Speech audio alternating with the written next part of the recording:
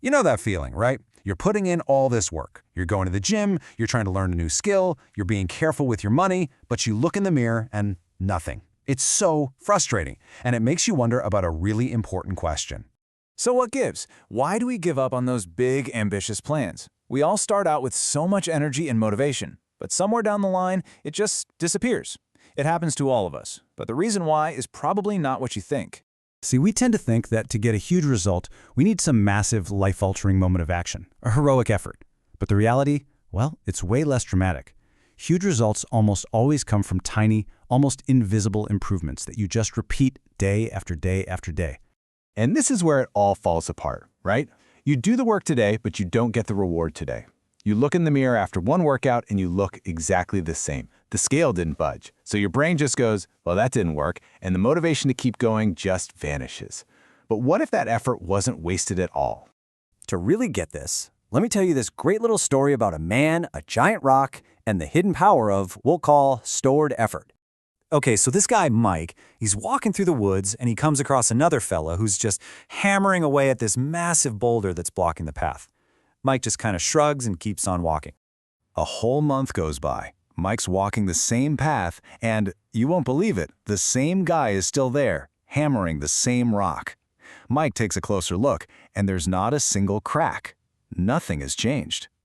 And of course, Mike thinks to himself, what a waste of time, right? He's seeing all this effort with absolutely zero visible payoff.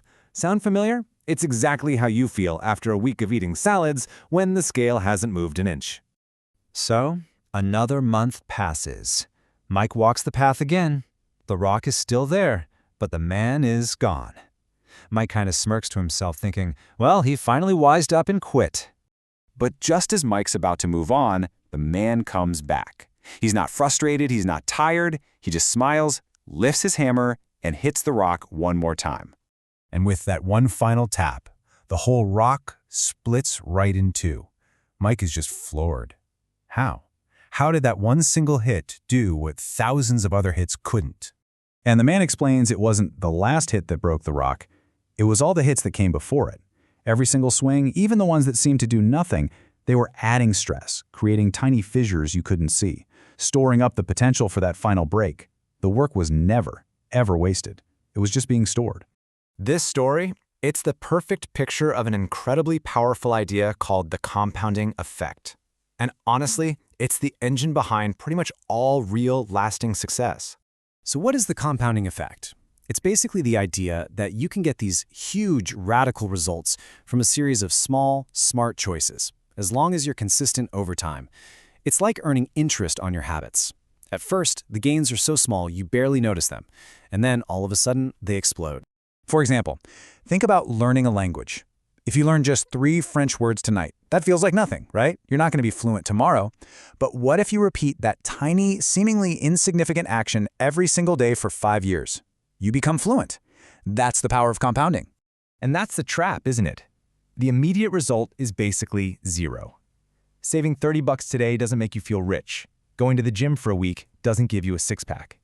And because the reward isn't instant, we assume the action is pointless. But just like the hammer on the rock, the work is being stored. Now we have to be real here. This whole principle is a double-edged sword. That same magic that builds incredible habits, it can also work in reverse, creating some seriously destructive results. I mean, think about it. On any single day, what's the real difference between eating a salad and eating a burger? Pretty much nothing. You look in the mirror later, you look the same, the scale hasn't really changed. And since there's no immediate painful consequence, it becomes so easy to let those bad choices slide. Oh, I'll skip the gym just for today. This one piece of cake won't hurt. Each one feels like a tiny, harmless little decision. But then you zoom out. You look at the big picture. After a year of those harmless choices, you start to see a downward slide. By year 5, there's a decline you can't ignore. And by year 10, those tiny little missteps have compounded into major toxic results.